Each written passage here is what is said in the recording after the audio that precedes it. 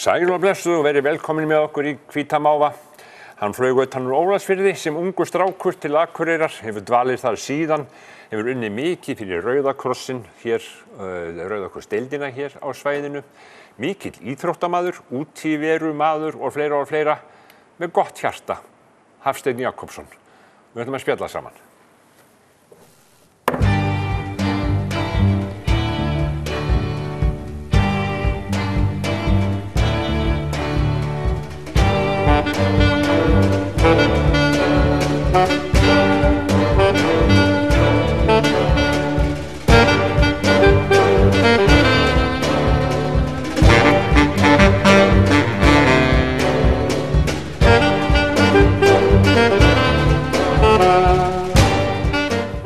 Hafsteinn, vertu velkominn. Takk fyrir.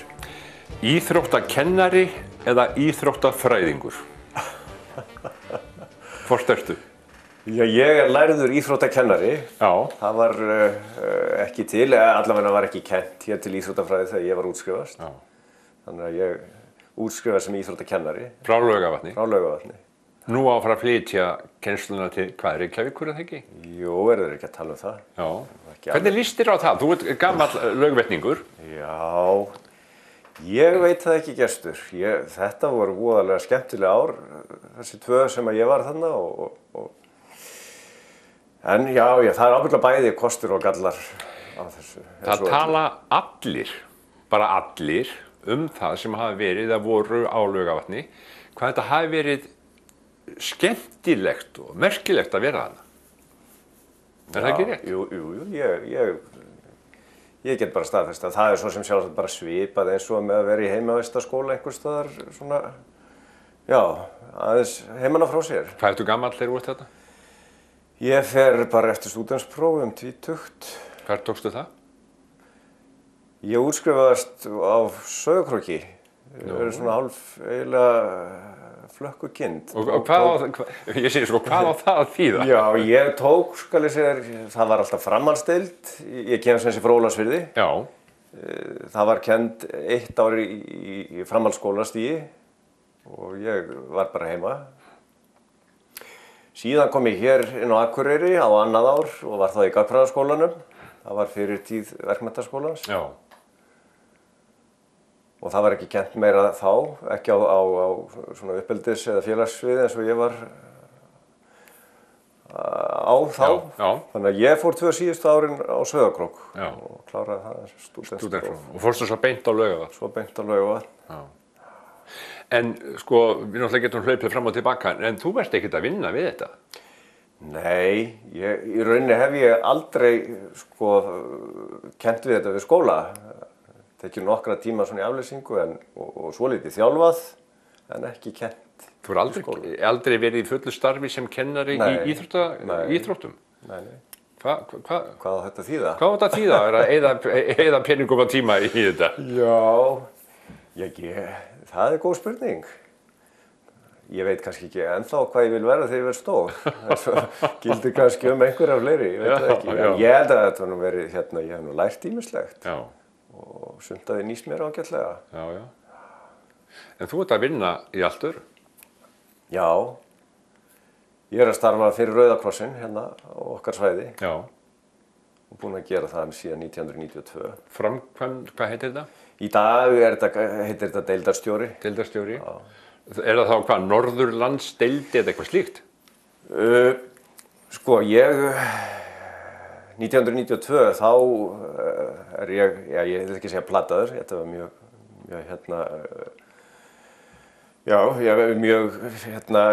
hvað ég segja, góð lending, ég endaði þarna inni fyrir tilviljun eins og með svo margt. Já. Og þá hét þetta bara Akureyrardeild Rauða kross Íslands. Já. Sem ef ég pluggaði eins og það heitir sko, eða kem með fróðleiksmóla, Akureyrardeild er elsta Rauða kross deild á landinu. Má ég fara niður þessa götu eins og það heitir? Já. Sko, Rauði kross Íslands er stofnaður í desember, 10. desember 1924 og í janúar 1925 þá eru menn svo forsjóli hér, þeir stofna fyrstu Rauða kross deildina. Já, strax þá? Já. Já, já. En aftur á spurningunni sem sé, í dag heitir þetta Rauða krossin við Eyjafjörð og við fyrir 3 árum sameinuðumst hérna út með firði, alveg Siglufjörður, Ólafsfjörður og Dalvík og svæðið okkar nær Grenivík og Hrísey og Grímsey. Þú ert með allt þetta svæði?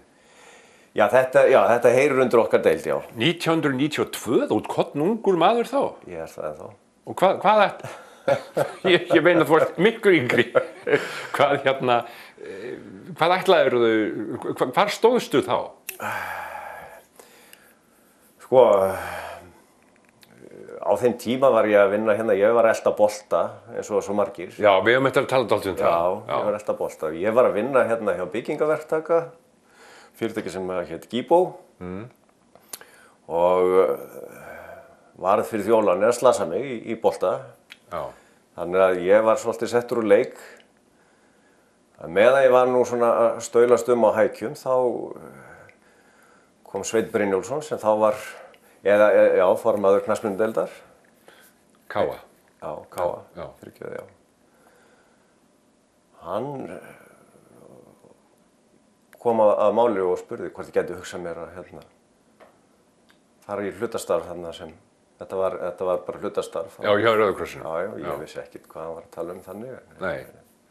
Þá sagði ég já, ég er nú yfirleitt svona helst inn í rammanum sko og þægindarammanum, en ég sagði já og þeir félagar sem að þá stýrðu þessu, Jón Sólnes og Úlfar Hauksson ásamt fleirum, þeir svo þetta var bara svona viðvera sko, bara já, dundi eitthvað að senda út reikninga og... Já, en þá svona einhver vinna og einhver laun. Já, gera eitthvað. Þannig að ég sló til og er búinn að vera í þessu, þetta hefur vaxið hægt og rólega og Alveg gríðarlega. Þetta sko, á Rauða krossdeildin hérna, á hún þetta húsnæði þar sem þið eruð? Já, 1998 þá kaupum við þarna hluta af þessu húsnæði upp í Viðjölundi 2 ásamt reyndar björgunarsveitin sem kaupir annan hluta. Já. Og þar hreyðrum við okkur og höfðum starfsemina fyrir síðan svona, 3 árum. Þá eignumst við að kaupum lengjuna í suður, fjósið eins og. Já, þetta náttúrulega var tilraunastöð þarna, landbúnaðar.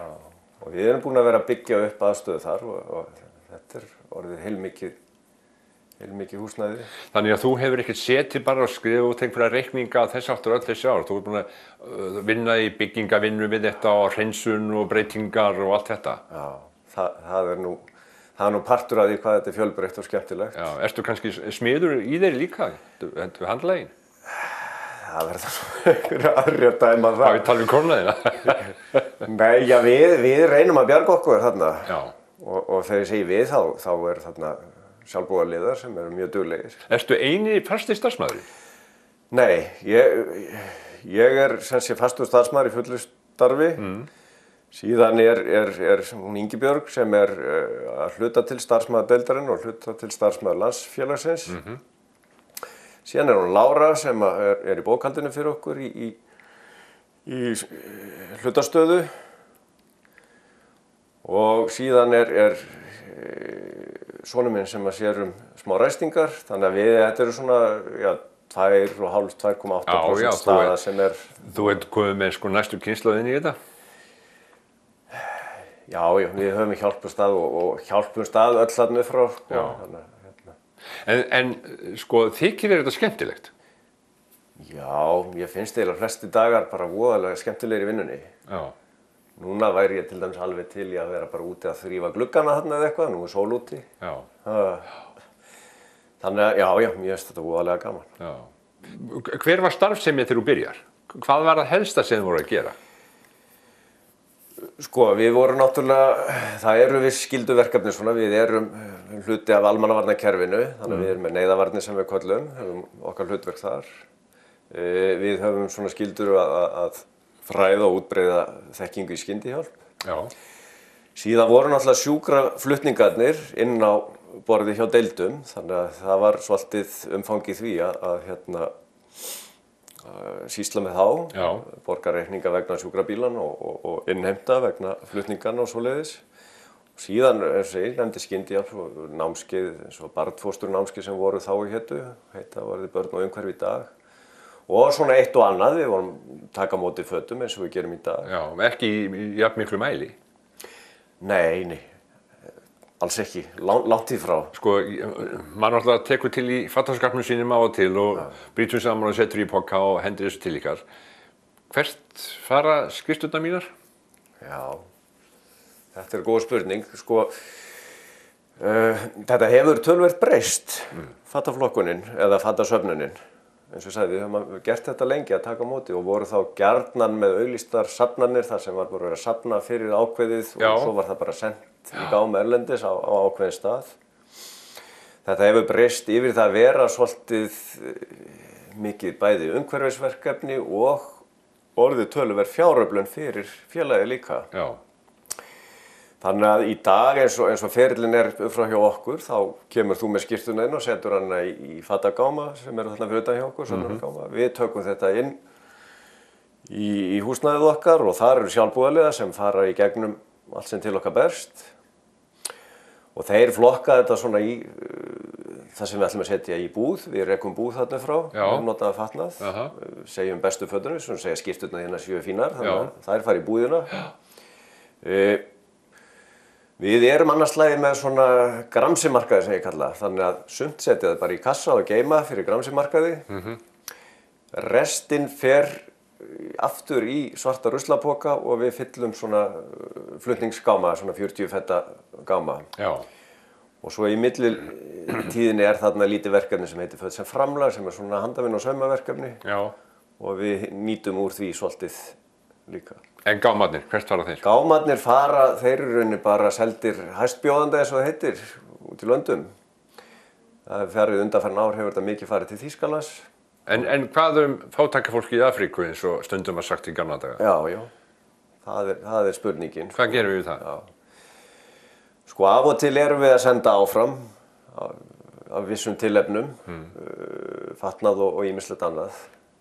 Þannig að það svo sem ennþá, en í dag náttúrulega sko miklu praktískara að búa til peningana bara hér og senda það með því að ýta á einn hnapp á tölvunni á þann stað sem á að nota fjármagnið heldur en að senda sko gám utan úr Atlantshafi upp á meginlandið og flytja hann svo í gegnum allt og Já, allar niður til Afríku eða hvert sem er. Já. Hafsteinn, þú sem ert búin að fást við þetta svona lengi, sko til dæmis bara síðasta ár síðan að þessi mikli flóttamannastraumur hófst hér í Evrópu, hefur sko starf þitt eitthvað breyst við það? Er verið að safna fyrir því eitthvað eða er verið að gera eitthvað sérstaklega út af þessu? Starfi hefur kannski ekkert svo mikið breyst akkurat á síðasta ári. Nei. Sko 2003 tókum við á móti sambærilegum hópi. Já. Og það svona, ég vil meina það sé svona, þá fór þetta svona svolítið mikið á stað hjá okkur og stækkaði. Við fengum fullt af fólki utan á bæ til að hjálpa okkur við þau verkefni sem þurfti í það skiptið og þó nokkuð af því fólki ílengdist síðan þegar verkefninu lauk. Þannig að við fórum að geta búið til önnur verkefni og komaði inn í fleiri verkefni og síðan hefur það vaxið. Þannig að núna 2016, 15-16, þessi hópur sem kom núna átti að koma fyrir áramót, þá vorum við í rauninni miklu betur í stakkbúin til að takast á við þetta verkefni með alla sjálfboðina.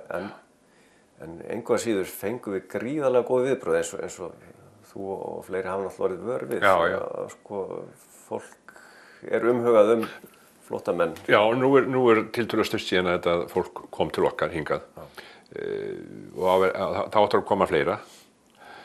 Hvernig hefur þetta fólk plumað sig svona þennan stutta tíma?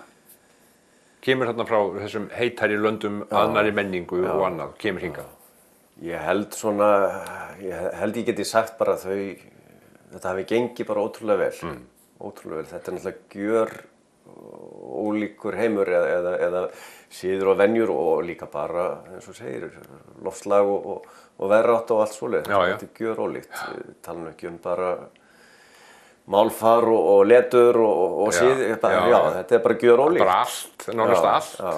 En þau eru brosandi og bara, kát og tilbúin að hefja nýjan kafla. Hefur þú farið eitthvað á vegum Rauða krossins til útlanda til að skoða aðstæður eins og við fáum að sjá í fréttum og öðru slíku?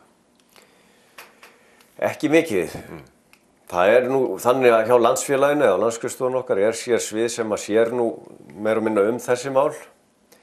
En þó hef ég farið í kynnisferð til Genfar, þar sem er sem sé upphaf Rauða krossins. Fólk skiljið nú vel þar. Já, þar er bæði sem sé alþjóðaráð Rauða krossins með sína byggingu og svo alþjóðasambandi með sína byggingu. Þannig að þangað hef ég farið. Og síðan hef ég farið til Mósambík. Já. Þá vorum við deildirnar á Norðurlandi í samstarfi við Rauða kross deild í Maputo sem er höfuðborgin í Mósambík. Og þangað fórum við nokkrir sjálfboðaliðar og starfsmenn. Hvernig var það? Það var mjög áhugavert. Hvernig var fyrir ljósarðan, hvítan, 1,95 frá Ólafsfirði að koma til Maputo? Já, ég er nú að reyna að muna hvort hann var ljóshærður þá. Ljós yfirlitum. Já. Það var, fyrst þú nefnir þetta, Hvernig var þið tekið? Mjög vel. Já. Hvernig var að vera þarna? Varstu svona, er þetta ekki lærdómsríkt að koma svona staði? Jú, mjög. Við gistum á hótel í miðborginni. Það var bara, má ég segja, bara svipað og við þekkjum. Og miðbærinn að mörgu leyti. En síðan fórum við út í jaðra á borginni, þar sem að fátækrahverfin eru og braggarnir og það. Og síðan út til sveita, þar sem að og þá sá maður maður horfir á þetta í fréttum, konurnar berandi byrðar á höfðinu, inn í svona kofa sem eru byggðir úr leir og bambus og svona. Og maður sagði, þetta er nú bara svona eitthvað. En þarna var þetta bara ljóslifandi. Já, þarna ertu bara komin inn í myndina. Já. Og það sem var er svo erfitt að segja frá þessu, en þú stendur og horfir á þetta og finnur lyktina. Þú finnur hann aldrei í gegnum sjónvarp. Nei. Þannig að þarna, eins og segi, mjög minnistætt, við vorum heimsækja, þarna er náttúrulega eins og í Suður-Afríku hefur alnæmi farið illa með. Já. Heimsóttum fjölskyldu þar sem var alnæmi smitt, börnin brosandi, hlæjandi og leika sér og allt í fína. Yngsti krakki var svona rétt að labba, hann skóplaði upp í sig moldin og þetta var svona, ég veit ekki, við vonum ekkert að tala illa um neitt eða að gera, en svona maður mundi eftir svona, þú veist, lyktinu svona, svo var ruslahjólum í gamla dag heima, Já. Og maður svona, einhvern veginn, maður fekk þetta svona bara eins og maður segi beint í æð þarna. Já. En heldur það svona hafa eitthvað breyst? Er þetta ekki bara ennþá svona? Ég held þetta sé, og veit þetta er ennþá sumstaðar svona. Já. Kannski víðar. Já. Þú sagðist það mitt í fótbolta. Þú varst komin hérna inn til Akureyrar. Þú ert Ólafsfirðingur. Já. Hvernig, tölum pínlítið um Ólafsfjörð. Hvernig var það að vera strákur í Ólafsfirði? Hvað gerður þar? Hvað gerðu guttarnir í Ólafsfirði? Já, hvað gerðu þeir ekki? Það var náttúrulega bara frábært, eins og allir sjálfsagt segja, sinn heimabæ og svoleiðis. Já, við vorum náttúrulega bara út að leika okkur eins og það gerðist. Við vorum náttúrulega mikið í fótbolta og leikjum upp á þökum að skilmast og yfir og allt þetta, Það er sumir sem veit ekkert hvað ég er að tala um, við vorum á bryggjunni að veiða og dorga og á brúnni að veiða í ósnum eins og við kölluðum. Já, bara frjálsir hlaupandi út um allt. Og svo náttúrulega með skóla í veturna. Já. Varstu skíðamaður? Já, það var náttúrulega allir, margir á skíðum í Ólafsfirði. Ég keppti á skíðum alveg fram til 16 ára aldur. Þú ert keppt í fjölda íþrótta. Þú varst í fótbolta? Já. Þið spiluðu lítinn handbolta þetta? Já, Það var nú bara þannig, íþróttahúsið var eiginlega pínulítið. Já. Þannig að þar var að spila badminton, svona fyrir þá sem að voru pínulítið körfubolti, jú. Við vorum svolítið í körfubolta, svona kunnum náttúrulega ekki þannig lagað, já. En fótboltinn, hann var öflugastur kannski? Já, skíðamenn hérna, skíði voru náttúrulega kannski öflugust. Það var skíði og fótbolti voru svona aðalgreinarnar. Þó ég sé nú ekki að halla á neitt. Nei. En fjölskyldan þín, hver er kona þín? Kona mín heitir Birgitta Guðjónsdóttir og er íþróttakennari við Lundarskóla. Já, takk. Hvað er rætt við eldhúsborðið? Já, við ræðum nú bara svona heimsmálin og það er bara, við erum íþróttafjölskylda, ég held að það sé bara þannig. Börnin ykkar, hvað er þið af þeim? Við eigum 3 stráka. Á hvað aldri? Jakob er elstur, hann er 23, hann verða 24. Fannar er 20 og Daniel er yngstur 16 ára. Þetta er allt saman að verða fullorðið fólk? Já. Er þetta íþróttamenn allir? Já. Í hverju eru þeir? Þeir eru nú mest í fótbolta. Já. Mest í fótbolta. Og hvað spila þeir? Já, þeir eru aldrei upp hérna í gegnum Káa. Jakob hefur verið reyndur að spila með KF út í Ólafsfirði og já. Einhvern tíma átti Leiftur drauma tíma. Já. Fyrir nokkrum árum. Já. Varstu með þá? Ég var rifjað upp. Já, eins og segi, við spiluðum bara í okkar neðri deildum. Það var nú held ég bara til 3. deild á þeim tíma. Já. Við vorum þar. Síðan var stofnuð 4. deild. Við vorum þar. En síðan kom svona, eins og ég kalla svona gullöld fyrri. Já. Þetta var mjög öflugur kjarni. Svona á strákum á aldri mig og aðeins eldri. Og okkur gekk bara mjög vel. Við hérna náðum því að fara upp í gegnum allar deildir og upp í efstu deild. Og hérna, það var mjög skemmtilegt. Svo náttúrulega keyptuð þið mannskapinn og þess áttar og... Já, það kalla ég gullöld síðari. Var það gullöld síðari? Já. Eins og maður segir, fóruð þið á eigin verðleikum í fyrra skiptið? Getum við orðað þannig? Já, við getum orðað þannig. Eins og ég segi, kjarninn var þarna... Við vorum með, ef ég man það rétt, ég er nú með mynd af liði sem er að fagna einhverjum áfanga í 3. deild held ég. Heldur við spilaði einhvern úrslitaleik með þessu bara hér á Akureyrarvelli. Þá voru, ef ég man á myndinni, þá var Óskar Ingimundarson sem var kominn sem þjálfari. Megni var sem sé heimastrákar. Og já, þannig gekk það. Síðan hérna kom nú Óskar með Steinar bróður sinn til að skora mörkin fyrir okkur. Já. Og þetta svona síðan, fengum við liðstyrk svona 1 og 1. Já, svo náttúrulega áttu þau úrvalsmarkmann. Já, á þessari mynd sem ég ætla að vísa til og þú kannski sýnir. Það var reyndar ekki Steinar, en hann er látinn. Á myndin er Þorvaldur Jónsson, markmaður. Hann er farinn. Hann var nú fyrirliðinn okkar lengi vel. Og Guðmundur Garðarsson, sem var fyrirliði á undan Þorvaldi. Hann er farinn. En minningarnar þær lifa. Já. Allt ungir menn. Ungir menn. Já, svona er lífið. Já.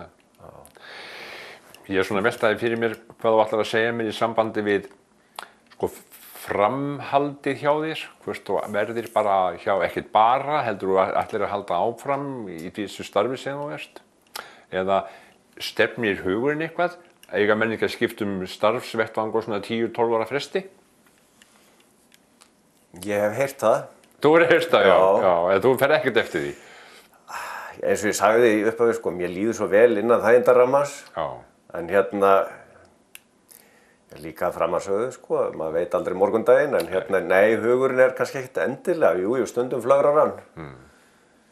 Varst þú ekki með drauma eins og strákar á þessum árum þegar þú varst lítil gutti að verða atvinnumaður í einhverri íþrótt? Ég veit það ekki, þetta var nú eiginlega svolítið fjarlægara, ég veit. Maður átti sína fyrirmyndir, vissulega. Já. Og það voru nokkuð margir, nokkrir atvinnumenn sem voru að gera það ágætt. Já. En það var fjarlægara heldur en það er í dag. Já, það vissulega. Já. Spilaður ekki blak líka? Jú, ég lærði blak eða kynntist blaki á Laugarvatni. Já. Það var nú ekki fyrir en þá. Þannig að jú, ég spilaði blak og hélt ég svolítið áfram hérna þegar. Það er nú ekkert langt síðan að hættir að spila blak. Já, það er nú svolítið langt síðan. En fylgistu með íþróttum? Horfir á sjónvarpið og þess aftur, fylgistu með íþróttum? Já, ég held ég er svona, ég er mjög gaman að flest öllum íþróttum. Já. En ég er ekkert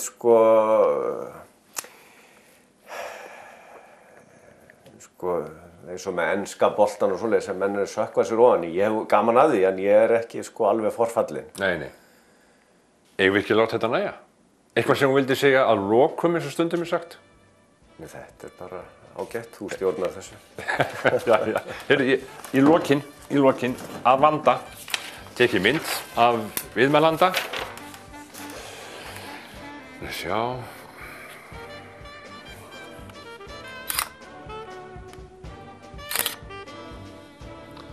Já, þetta er boðlegt. Það er eins og hann er. Sendi eina á konuna þína. Hafsteinn Jakobsson, takk. Takk sömuleiðis.